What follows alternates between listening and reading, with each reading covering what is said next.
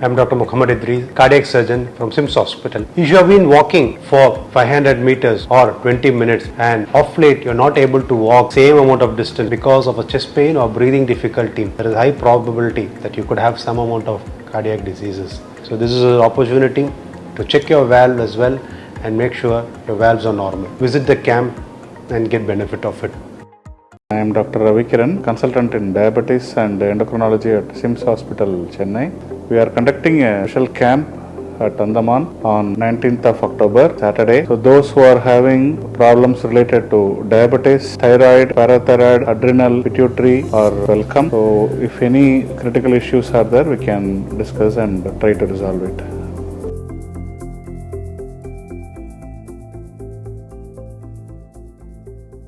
BJP में रहता समिति करके वो पावर है करके डीसी बोल दिया, एसडीएम बोल दिया करके हम लोग को धमकी भी देता है, पेड़ कटवा देगा। पेपर के साथ ये दिखाना चाह रहे हैं कि इनका जो जमीन है इनको अलॉट किया गया है, इनके पास इस जमीन के नक्शा पट्टा सब कुछ यहाँ पर मौजूद है। जमीन का कोई पेपर है आपके पास? वो मेरा सास का पास है पेपर, इंक्रोचमेंट का पेपर है। एनक्रोचमेंट का पेपर है, ये पट्टा लैंड नहीं है। एक लेटर भी लिखा है तहसीलदार को जहाँ पे इनका सब्जेक्ट है extraction soil and levelling for construction of residential house. इस लोग जबरदस्ती लेके जाके थाने में कमेंट करे 88 के ऊपर गिर किया करके। पुलिस में है उनका बेटा का नाम मुत्तु स्वामी कुछ है, उनका बेटा वहाँ रहता है इंक्रोच करके। एक आदमी को इतना सारा इंक्रोचमेंट लैंड नहीं देना चाहिए। ये समिति होके बीजेपी में खड़ा होके ये इस तरह डराना नहीं सर, हम लोग को तो गरीब लोग है। एक बार फिर हम निवेदन करेंगे हमारे प्रशासन से कि यहाँ पर आए, तहसीलदार साहब आए और दोनों परिवार को जो है दस्तावेजों के आधार पर और जो भी कानून है उसके आधार पर इनको समझा बुझाकर ये जो लड़ाई झगड़ा चल रहा है दो परिवार के बीच में, इसको हमेशा के लिए खत्म करें। कविता जी, आपकी क्या समस्या है थोड़ा बताइए। हम लोग को मट्टी काट के जबरदस्ती सुपारी पेड़ को पूरा नाश कर दिया, 100 पेड़ को। और हम लोग को बगीचा के अंदर पेड़ छोटा छोटा था, डाला वाला पेड़ था, वो सब नाश हो गया। हम लोग को प्यार से बोल दिया मट्टी काट के वो तरफ डालो। हम लोग को बगीचा में इंग्रेजमेंट में रहता है, फिर भी हम लोग को रहता है, बहुत साल से रहता है। मेरे आदमी की तो 55 उम्र हो गया। मेरा ससुर का अब्बा था उस टाइम से इधर था वाला, इस लोग से बर्मा से आया वाला है, सेटलर उनका वो भी सी है हम लोग के पास। तो हम लोग उस लोगों को प्यार से भी बोल दिया, मना कर दिया, उल्टा हम लोग को धमकी देते हैं। बीजेपी में रहता समिति करके वो पावर है करके डीसी बोल दिया, एसडीएम बोल दिया करके हम लोग को धमकी भी देता है, पेड़ कटवा देगा, तेरा बगीचा नहीं रहेगा, तुम कैसा कहता देखता। वो एक हफ्ता से गया जानेश्वर से उस लोग मट्टी काटते। हम बोलते हैं मट्टी काट के सुपार पेड़ में मत डालो, वो तरफ डालो करके तो बोलता है। मट्टी 200 गाड़ी के ऊपर होएगा वो मट्टी। पहाड़ था, एक पहाड़ काट के हम लोग को बगीचा के अंदर ही डालते हैं। जमीन का कोई पेपर है आपके पास? वो मेरा सास का पास है पेपर, इंक्रोचमेंट का पेपर है। एनक्रोचमेंट का पेपर है, ये पट्टा लैंड नहीं है? नहीं है। हम लोग को तो कुआं भी दिया, मेरा ससुर डिक्की था, वो कुआं बनाने पीने के लिए पानी दिया। मेरा ससुर को भी वही में काटा है, वो जगह में मेरा ससुर को भी गाड़ा है। हम लोग बहुत साल से यही रहते हैं। पूरा जमीन आप लोगों ने एनक्रोच किया हुआ है? हाँ, वो नाली है वो तरफ का, वो नाली ये तरफ से खाली है, वो तरफ नाली है। मेरा आदमी तो पीडब्ल्यू में काम करता है डीआरएम में, उसको 54 उम्र हो गया सर, और थोड़ी देर में रिटायरमेंट हो जाएगा। हम लोग को इसी से गुजर चलना है। कितने लोग हैं आपके फैमिली मेंबर? हम लोग को 4 जन है सर। हाँ, मेरा सास आएगी जाएगी सर। अभी इस लोग क्या जानने जाता, हम लोग को रोड बनाएगा, यूनिवर्सिटी है, वो हम लोग को बोला रोड डालने के टाइम आप लोग काट के डालिए। अभी जबरदस्ती मट्टी डाली है, पेड़ पूरा मर जाएगा। पलता वाला पेड़ है, हम लोग को थोड़ा खा लेता, तब तक रोड बनने तक खाने दो। इस लोग नहीं, जबरदस्ती 3 बजे तक मट्टी जमा करते हैं, 3 बजे के बाद अटैच वाला को बोलता है जबरदस्ती इसमें डालो। इस लोग क्या कर सकता, कुछ करने नहीं सकता। जबरदस्ती उल्टा जाके मेरे ऊपर उस दिन कम्प्लेन भी करा सर, थाना में जाके कमेंट करता। हम बोला पेड़ में मत डालो करके, हम पेड़ पकड़ के तो खड़ा था। इस लोग जबरदस्ती लेके जाके थाने में कमेंट करे 88 के ऊपर गिर गया करके। हम इलीगल काम नहीं करेंगे सर। उस लोग क्या इंग्रेजमेंट में रहता, वही डराता सर उस लोगों को। ये समिति होके बीजेपी में खड़ा होके ये इस तरह डराना नहीं सर, हम लोग को तो गरीब लोग है। क्या नाम है आपका? मेरा नाम कविता है सर। कविता, हम आपको बता दें कि कविता जी जो है अपने परिवार के साथ यहाँ पे पिछले कई वर्षों से रहती हैं। उनका परिवार ने बहुत साल पहले यहाँ पे आके इन्होंने जो है ये ज़मीन को एनक्रोच किया था। उनके पास एनक्रोचमेंट के कुछ पेपर भी है, उनका कहना है। एंड फिर उन्होंने इस पूरे पीछे पूरा जो आप लोगों को नारियल और सुपारी का बगीचा दिख रहा है, ये पूरा इनके परिवार वालों ने ही लगाया है। अब इनका कहना ये है कि इतना पुराना एनक्रोचमेंट है और इस ज़मीन को इन्होंने ख़राब भी नहीं किया, उल्टा ज़मीन में जो है पेड़ पौधे लगाए जिससे इनका गुजारा भी चलता है। और इनके पतिदेव जो हैं वो पीडब्ल्यूडी में डीआरएम वर्कर के तौर पे काम करते हैं।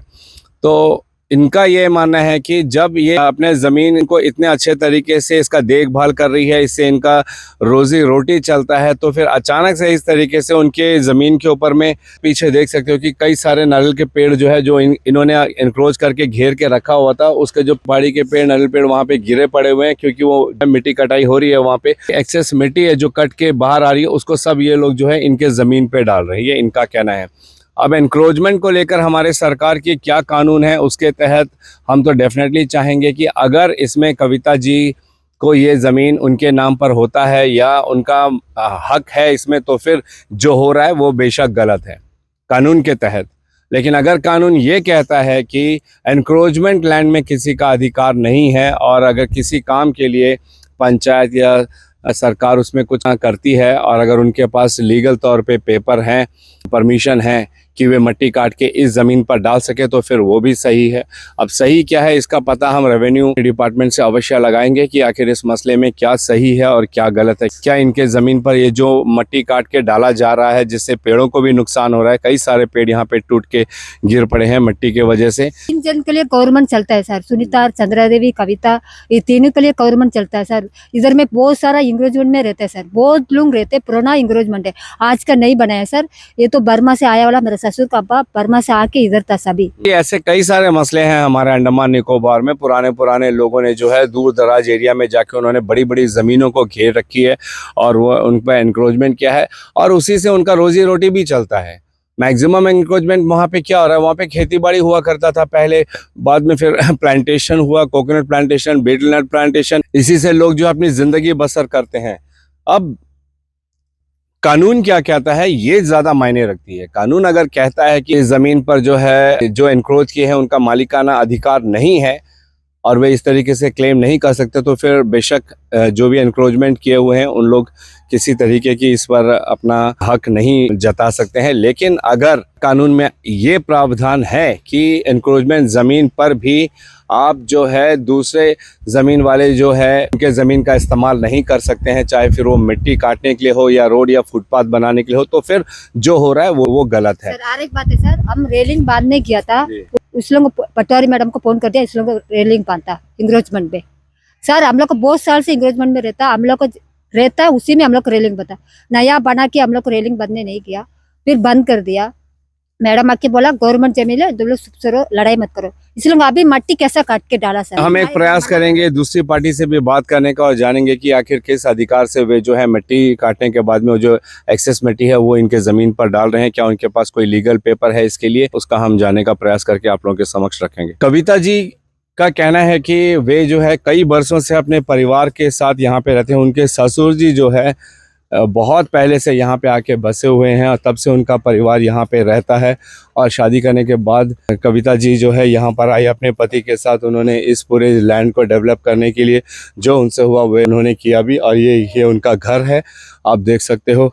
एंड उनका कहना है कि पार्टी का जोर दिखाकर, क्योंकि जो बगल ज़मीन वाले हैं उनका जो है बीजेपी से अच्छा रिश्ता है, बीजेपी के कोई पार्टी मेंबर हैं, तो इसका जोर दिखाकर जो है इनको दबाया जा रहा है, ये उनका कहना है। लेकिन हम ये कहते हैं कि बात इसमें पार्टी मेंबर होने का नहीं है, बात है कानून की कि क्या सही है और क्या गलत है। अगर उनके पास पेपर्स हैं अर्थ कटिंग करने के, लीगल पेपर्स हैं, तो फिर डेफिनेटली वो कर सकते हैं। लेकिन आप अर्थ कटिंग करने के बाद भी कहीं पर भी यहाँ वहाँ किसी की ज़मीन पर तो मिट्टी नहीं फेंक सकते हैं और उनका चारा इस तरीके से पेड़ पौधे का नुकसान भी नहीं कर सकते हैं। लेकिन उनके पास ये परमिशन है कि वे जो मिट्टी काट रहे हैं उसके बाद वो जो एक्स्ट्रा मिट्टी है उसको आप दूसरे की ज़मीन में डाल सकते हैं, ये भी हम जानने का प्रयास करेंगे। हो सकता है ऐसा कोई प्रावधान हो जिसमें कि है एनक्रोचमेंट लैंड अगर बगल में है, खाली लैंड अगर है, वहाँ पे डाल सकते हैं, तो फिर जो हो रहा है वो सही हो रहा है। लेकिन अगर ऐसी कोई परमिशन नहीं है तो फिर डेफिनेटली ये गलत है। हम जाएंगे अभी दूसरी पार्टी के पास भी और उनसे भी बातचीत करेंगे और उनसे भी जानेंगे। यहाँ तो कविता जी ने एकदम क्लियरली कह दिया कि उनका एनक्रोचमेंट है, उनके पास नक्शा पट्टा इस ज़मीन का नहीं है, लेकिन मोर देन 40-50 ईयर्स वो लोग यहाँ पे रहते हैं और यहीं पे वो जो है नारियल सुपारी बगीचा लगाते हैं और जिससे उनका गुजर बसर चलता है। तो जैसा हमने आप लोगों को बताया कि हम दूसरे पक्ष में भी बात करेंगे, उनसे भी जानेंगे कि आखिर इस पूरे मसले में उनका क्या कहना है। तो हम आपको बता दें कि हम ये जो दूसरा पक्ष है चंद्रा देवी जी, हम इनके पास आए हैं और हम आपको बता दें कि इनका कहना है, ना सिर्फ कहना है बल्कि बाकायदा पेपर के साथ ये दिखाना चाह रहे हैं कि इनका जो ज़मीन है इनको अलॉट किया गया है। इनके पास इस ज़मीन के नक्शा पट्टा सब कुछ यहाँ पर मौजूद है और ये जो मासूल बांधना होता है, receive for the land revenue, वे भी बराबर वे जो है प्रतिवर्ष बांधते आए हैं। इसके पेपर्स भी हम आपको यहाँ पे दिखा देंगे और ये उनका पट्टा है जहाँ पर इनको जो है 350 स्क्वायर मीटर ज़मीन अलॉट किया गया है वहीं पर। और इनका ये कहना है कि इन्होंने जो है पटवारी सर्वेयर को बुला के यहाँ पे नपाया और फिर उसके बाद अपने ही ज़मीन में वे काम कर रहे हैं। इन्होंने बाकायदा जो है इस ज़मीन को डेवलप करने के लिए, क्योंकि ये इनका पट्टा ज़मीन है तो वे चाहते थे कि यहाँ पे घर बनाए, तो उन्होंने एक लेटर भी लिखा है तहसीलदार को जहाँ पे इनका सब्जेक्ट है extraction soil and levelling for construction of residential house. घर बनाने के लिए मिट्टी खोदना और मिट्टी को लेवल करना, समतल करना, इसके लिए इन्होंने जो है तहसीलदार फरारगंज को एक एप्लीकेशन लिखा और इसे जो है एसडीएम द्वारा पास भी किया गया। तो फिर ये जो काम पीछे चल रहा है ये एकदम कानूनी तरीके से एकदम सही चल रहा है, क्योंकि इनके पास कानूनी दस्तावेज है इस काम को करने के लिए, तो इस पर उंगली उठाना तो गलत बात होगा। और इसके अलावा जब हम चंद्रा देवी जी से हमने बात किया, उनकी बेटियां भी यहाँ पे मौजूद हैं, उनके फैमिली मेम्बर्स हैं यहाँ पे, उन्होंने कई सारी बातें हमें बताई हैं जो हम आप लोगों के समक्ष रखना चाहेंगे। एक्चुअली मामला बहुत ही क्लियर है। इनका जो है अपना पट्टा ज़मीन है। जब यहाँ पर इनका घर बनता है तो आने जाने के लिए बेशक रास्ता तो चाहिए। तो एक जो यहाँ पे एक कच्चा रास्ता है जो इनके घर तक पहुँचता है, ये फॉरेस्ट लैंड होने की वजह से जो है ये इसका इस्तेमाल नहीं कर सकते हैं, क्योंकि फॉरेस्ट लैंड में कोई भी अपना पर्सनल इस्तेमाल उसको नहीं कर सकता। तो उन्होंने जो है परमिशन मांगी कि वे जो है रोड से लेके इनके घर तक आने के लिए इनको रास्ता काट के दे रेवेन्यू लैंड से, तो उनको वो परमिशन दिया गया। अब ये जो रोड कट के जो इनके घर तक आता है वो एनक्रोचमेंट लैंड लक्ष्मी जी जो उस तरफ है, जो शिकायत करता है, उनके ज़मीन पे पड़ता है। मगर हम आपको फिर बताना चाहेंगे कि वो एनक्रोचमेंट लैंड है। तो इनको जो है इस बात की भी परमिशन मिल गई है कि आप देख सकते हो कि ये एक एनओसी है तहसीलदार ऑफिस फरारगंज से, और इसमें बाकायदा लिखा हुआ है this department has no objection for black top road from Andhi Swami house to Chandra Devi house at Humphreygunj ward number 3 under Humphreygunj gram panchayat 22 समिति।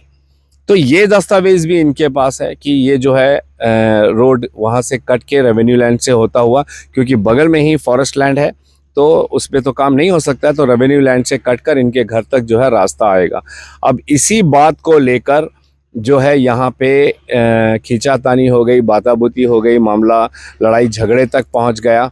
और अब ये है मसला कि जो एनक्रोचमेंट किया हुआ लैंड है वहाँ पे जो हमने पहले शिकायतकर्ता से बात की थी, तो उनका कहना है कि बहुत पुराना एनक्रोचमेंट है। तो उनका जो गुजारा जो है, इन्होंने जो अपने ज़मीन पर सुपारी और नारियल के पेड़ लगा रखे हैं उससे होता है, क्योंकि उनके हस्बैंड जो है एक डीआरएम वर्कर है पीडब्ल्यूडी में, और तो ये उनका भी अधिकार है कि उनका जो एनक्रोचमेंट लैंड है इस तरीके से ना लिया जाए उनसे। जैसा हमने शुरुआत में ही कहा कि इस पे जो कानून होता है उसी के तहत काम होगा, और अगर कानून इजाज़त देता है कि वहाँ से रास्ता बन के इनके घर तक आता है तो फिर हमें नहीं लगता कि ये गलत है। एक बार फिर हम निवेदन करेंगे हमारे प्रशासन से कि यहाँ पर आएँ, तहसीलदार साहब आएँ और दोनों परिवार को जो है दस्तावेज़ों के आधार पर और जो भी कानून है उसके आधार पर इनको समझा बुझाकर ये जो लड़ाई झगड़ा चल रहा है दो परिवार के बीच में, इसको हमेशा के लिए ख़त्म करें। ये जो मसला था ये अर्थ कटिंग होने का और ये सुपारी पेड़ नष्ट होने का और रास्ता बनाने का, वो हमने आप लोगों को दस्तावेज के साथ दिखा दिया है कि इसमें कौन सही है कौन गलत है। आगे हमारी प्रशासन है, हमारे तहसीलदार ऑफिस है जो इसका निर्णय लेगी, और जो सही होगा हमें पूरा यकीन है कि वही होगा भी आगे। लेकिन इसके अलावा जो है चंद्रा देवी जी की बेटी है सुनीता देवी कुछ और बातों पर रोशनी डालना चाहती हैं, तो हम उन्हीं से जानेंगे उनका क्या कहना है। जय हिंद मैम। जय हिंद सर, मेरा नाम सुनीता है। मैं अभी यहाँ मम्मी का बगल घर बनाने के लिए मट्टी काटती थी, तो इन लोग आके इधर मट्टी नहीं डालना, हम लोग का ज़मीन है ये वो करके कंप्लेन मतलब लड़ाई करते हैं। तो इसीलिए जाके डीसी सर को भी कंप्लेंट करे, फिर वहाँ से पटवारी मैडम भी आई, देखी बोले ठीक है, आप लोग को तो दिया है, मतलब डीसी सर दिए सारा कुछ, आप लोग करिए करके, आप लोग को जमीन में करते करिए करके हो गया। अभी यहाँ कुछ नहीं हुआ तो फिर थाना में गए, थाना में जाके बोलते हैं कि उन लोग का जमीन में हम लोग मट्टी डालते, लेकिन ये हम लोग का 350 स्क्वायर मीटर पट्टा जमीन में हम लोग मट्टी डालते हैं सर लेके। और ऊपर से इन लोग हमेशा हर टाइम सारा जगह, इनका जो फादर है जो करपुसामी है, चौकीदार था, पटवारी ऑफिस में चौकीदार था रेवेन्यू का, वो हर एक रेवेन्यू लैंड को अपना कहाँ पता करता, सारा कहाँ रेवेन्यू लैंड है सारा इंक्रोच करता, सारा जगह सुपारी पेड़ सब जगह डाल के अब 30,000 स्क्वायर मीटर सर वो रेवेन्यू लैंड मेम्यू में उधर इंक्रोच करके रखा है। लोअर बारिक शायद पड़ता मेम्यू लोअर बारिक, वो उधर में उसका बेटा पुलिस में है, उनका बेटा का नाम मुत्तू कुछ है, मुत्तू स्वामी कुछ है, उनका बेटा वहां रहता है इंक्रोच करके, मतलब करता है उनका फादर का तो डेथ हो गया, अभी बच्चा लोग सब कब्जा करके बैठे हैं। लोग अपने ही जमीन में फिलहाल मट्टी डालते हैं, लेकिन उसमें भी ऑब्जेक्शन करते हैं सर। लेकिन इन लोग का इतना सारा इंक्रोचमेंट है, इस लोगों के खिलाफ क्यों एक्शन नहीं होता? वही मेरा मांग है कि इस लोग का इंक्रोचमेंट भी पूरा का पूरा तरीके से खाली करवाना। एक इंसान को एक आदमी को इतना सारा इंक्रोचमेंट लैंड नहीं देना चाहिए, और वो भी उसी का परिवार को। और हमेशा बोलते हैं फ्रीडम फाइटर, ठीक है, उसका फादर को 10,000 स्क्वायर मीटर फ्रीडम फाइटर का जमीन मिला, लेकिन उसका मदर तो मेलैंड से आई ना सर, शादी करके मेलैंड से उनका मदर को भी मिला है 2.5 एकड़ जमीन, वो भी उसका भी पट्टा अलॉटमेंट है। और उनका बेटा AS 1 स्टार वाला है पुलिस में, PWD ऑफिस का अपोजिट में एक बिल्डिंग है उनका, वो भी RCC बिल्डिंग बना के रखा है, वो जमीन भी उन लोग का परदादा का जमीन है। एक इंसान को 3 पट्टा जमीन है सर, और पूरा का पूरा यहाँ में बोलता 15-20 हजार स्क्वायर मीटर हम्फ्रीगंज काली मंदिर रोड में 15-20 हजार स्क्वायर मीटर पूरा इंक्रोच करके रखा है, और मेमियो में 30,000 स्क्वायर मीटर इंक्रोच करा लैंड है। वही सर हम अपना DC सर से हाथ जोड़ के निवेदन करना चाहूंगी कि ये इस लोग का इंक्रोचमेंट लैंड जल्द से जल्द खाली करवाए। अब एनक्रोचमेंट लैंड को लेकर हमारे प्रशासन के पास कौन कौन से कानून है, किस कानून के आधार पे वे जो है एनक्रोचमेंट लैंड को खाली कराते हैं, वो तो डेफिनेटली हमसे बेहतर जानते हैं, और इसका कार्य जो है काफ़ी तेज़ी से चल भी रहा है। आए दिन हम देखते हैं कि कई जगह पे डिमोलिशन होता है एंड लोगों को एनक्रोचमेंट लैंड से हटाया जा रहा है। लेकिन अभी बात यहाँ पे ये आती है कि इनका, इस परिवार का कहना है दस्तावेज़ों के आधार पे वे कह रहे हैं कि उनको जो है ये ज़मीन अलॉट किया गया है, इनके पास नक्शा पट्टा सब कुछ है, और वो जो है अपने ही ज़मीन पर काम कर रहे हैं, और इनके पास तहसीलदार ऑफिस से मेन रोड से लेके यहाँ इनके घर तक रोड बनाने का भी परमिशन है। तो फिर इसमें अड़चन क्यों आ रही है? ये जो बगल वाला जो लैंड है, कविता जी जो इनका मालिकाना हक जताती हैं, वो एनक्रोचमेंट लैंड है। तो फिर ये जो समस्या है बहुत पुराना एनक्रोचमेंट है, इसलिए उनको दुख होता है कि उनका ज़मीन इस तरीके से जा रहा है, उनके गाड़े हुए पेड़ पौधे इस तरीके से जा रहे हैं।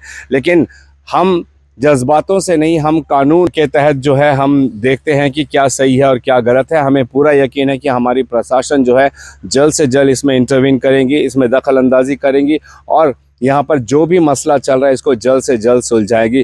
तो हमने आप लोगों को कुछ पेपर्स दिखाए हैं जो चंद्रा देवी जी को मिली है। आपने खुद सुना कि दूसरे पार्टी ने इस बात को कबूल किया है कि उनका जो ज़मीन है वो एनक्रोचमेंट है, पुराना एनक्रोचमेंट है। साथ ही अभी चंद्रा देवी जी की जो बेटी है, पुत्री है, उन्होंने भी बताया कि इनके फैमिली को ऑलरेडी 3-4 जगह अलॉटमेंट किया गया है ज़मीन, और इसके अलावा हज़ारों स्क्वायर मीटर जो है इन्होंने जो है अलग अलग जगह पर एनक्रोच कर रखा है। क्या ये कानून के तहत सही है या गलत है, ये निर्णय हमारे प्रशासन को, हमारे रेवेन्यू डिपार्टमेंट को लेना है कि अगर ये जायज़ है तो फिर ठीक, अगर जायज़ नहीं है तो फिर इस पर ज़रूर न्याय होना चाहिए।